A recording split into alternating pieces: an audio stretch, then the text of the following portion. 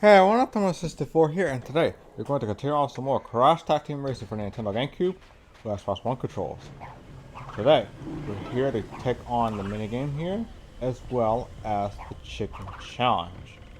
The minigame's up there, so if I know we're like right where I need to be with the spots to jump up there, like with the geysers and everything, I could take care of that first, but I've been taking care of the chicken challenges first for the past couple of times I've been doing this, so I guess I'm just gonna be consistent with that and just find the chicken challenge first.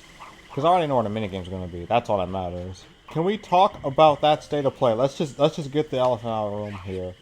Can we just talk about that? That was beautiful. The first chicken challenge. But yeah, can we please talk about that real quick? Like, the gameplay details, that game looks so freaking phenomenal.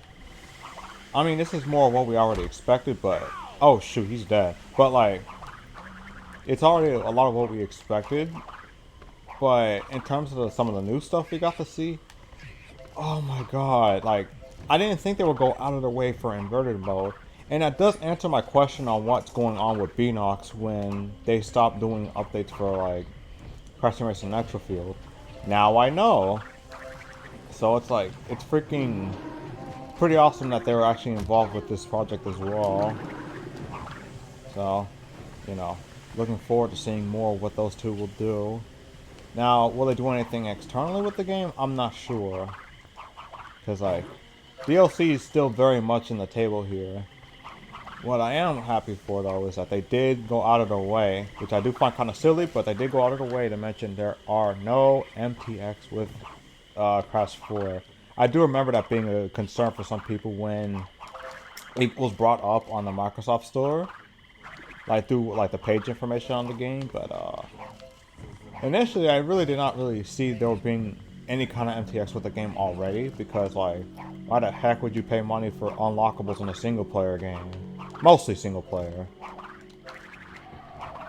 And to my knowledge, the multiplayer does sound. We still have no information on what the multiplayer would be like. If the game is to be believed to have multiplayer at some capacity. Like, I'm pretty sure it's going to, we just don't know what it is yet. I've said this on Twitter before and I'll say it here.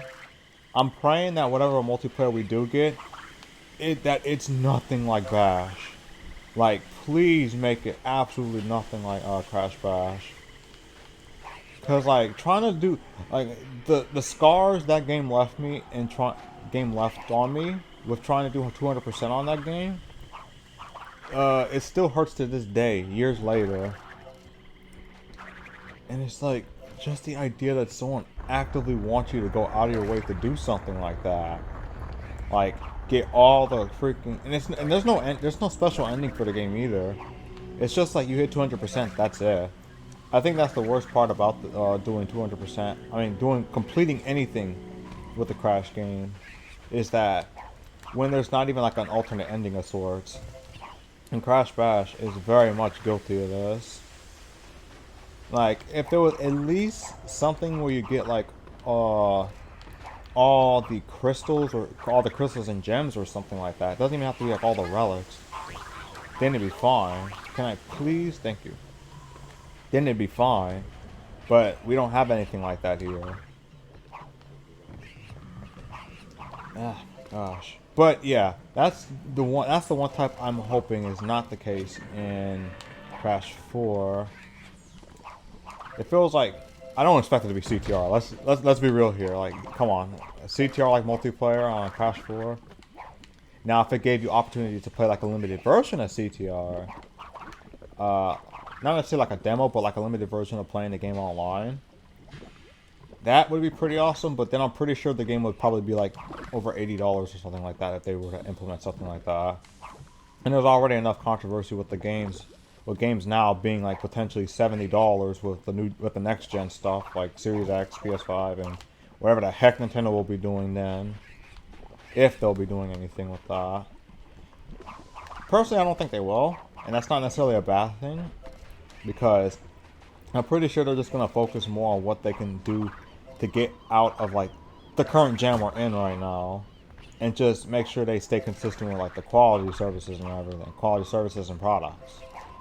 But as far as you don't want to touch those, they'll kill you. But like as far as I'm concerned, they don't really seem to be focusing too much on next gen right now. But obviously that's just what we know. So there could be something in the background that we're just, you know, not seeing immediately. And it's very important to understand not to disregard that just because you can't really see it on the surface. Because not every kind of bit of information is going to be available to you. And if you know that now, oh shoot, now I have to go all the way back up there. The sooner you know that, the better you can go about with your day and everything. With that being said, Coco, like, no, not even just Coco this time, but I'll talk about it real quick. How will they implement her on the story? We already know that she's a part of taking care of the situation with Crash. That much is obvious, but in what way will she play a more prominent role in comparison to the other games, other than just talking some more? Because she's done plenty of that during Rapha Cortex, you know, the Crash 4 before Crash 4. Oh my god. Oh, wait, can I still make that? Can I still make that? No, I can't. Oh my gosh. I'm not going to waste too much time on that. I'll just go over there and get the other ones. Okay. But yeah. She'll probably do something. Like, really something, but until then, all I can guess is that she will just be able to play in all the levels Crash does, which they did stay in the state of play. But let's talk about the new stuff real quick. Freaking Dingo Dial, hold on. How are you going to just unveil Dingo Dial like that? Oh my gosh. How am I supposed to do that? That's not how I'm supposed to do that. Okay, I made it. Just like freaking. First off, his design looks freaking neat. Like, neat probably doesn't even accurately describe it. And how am I supposed to? Oh, right. This I do remember. But like, the design is neat. The way they implemented the diner, you know, that reference they had with CTR. And they made that into a real thing now. He has a diner now. That's pretty sweet. Kind of sucks that he lost it early on in the game, but you know, it's pretty sweet that he has one. It's not just something they throw out as a reference. But oh my gosh, like, can you I just want to see the continuity with like the timeline that the game has with that Crash 4 has with the other Crash games. That's still the big question at hand here. The big question with Crash 4. What part of the story will this game's timeline have in terms of continuity with the other games? Will it be just some mild references at best, or will it be like flat out just visiting those timelines again, a la Warp style? Okay, relax. We're playing too much Fall Guys to be falling now. All right, now we're done with that. Wait, am I on ×2 already? No, I'm not. I don't know why they played that there then.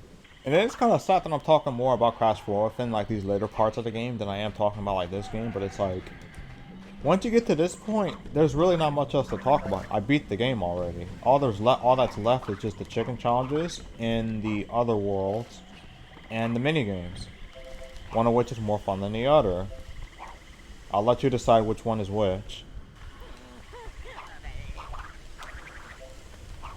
But I'm just stoked for the future of Crash. And with that, now Fall Guys. Well, first off, let me get to the minigame.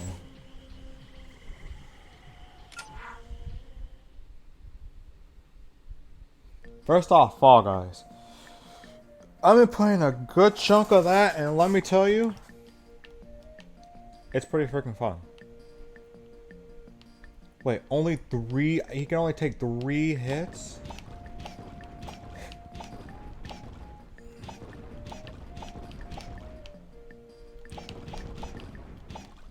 Okay.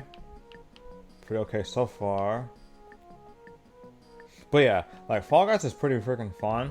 I do kind of wish it wasn't as tilting as it has been so far with the way the game controls, because good freaking lord, I kind of wish that Devolver would decide, you know, to not try screwing people over actively. Oh, I'm already done. I'm already done. I kind of wish that like Devolver wasn't like at that point of parody where it's like, you know, we gotta make this fun and infuriating somehow, so let's make it so the characters like have active back controls. Now, it's not like it's bad outside of like so bad it's outside of quality standards or anything like that. It's just that the main game has some really funky way of playing with like the ball physics and especially grabbing. I'm pretty sure the grabbing thing is more of a latency issue, and I'm pretty sure they'll find a way to resolve that when they get more people playing it, like on the other systems. But that's something I also been thinking. What did Devolver do to get Fall Guys into the PlayStation Plus lineup? And this is a game that just came out on top of it being in part of the lineup too. So it's like, what did they do? Man, I really wish this thing would go by now, but you have to actively destroy these things just like when I'm not trying to protect it, now there's no mines around it. Now nothing's trying to hit it. There we go. And it heals back. Oh, good lord. You know what? That took a while, but anyway, like I just feel like whatever they did to get the game, a newly released game on the PlayStation Plus lineup, outside of being able to try out the game for free, which by the way, it's currently out for the August lineup and it is free. So if you want some tilting fun, I do recommend trying it. I do think the multiplayer aspect of it is pretty cool with the way it controls and everything with the team games. I just wish the team games were better. Like, some people do want the team games flat out removed, and I don't blame them, but I kind of just want to see some improvements on that. The ball physics and the issues with grabbing, like grabbing tails and everything. Those are two things I can only see me having like any fundamental issues with the game so far. Team things are just like team issues with games is just team issues with games. There's nothing you can really do to fix that. It's always going to be an issue no matter what game you play. But with that being said, this is our Toasted World. Thank you guys for watching. And in the next part, we'll take care of Toontown. And I found out that the other cutscene I'm missing is in here in Toontown. So that's the cutscene, the chicken challenge, and then the minigame. And I'm pretty sure this minigame is bowling. So yeah, look forward to that. No. Astroland's the one with the bowling. I don't know what this one is. But yeah, until then, we'll find out soon. But until then, see ya.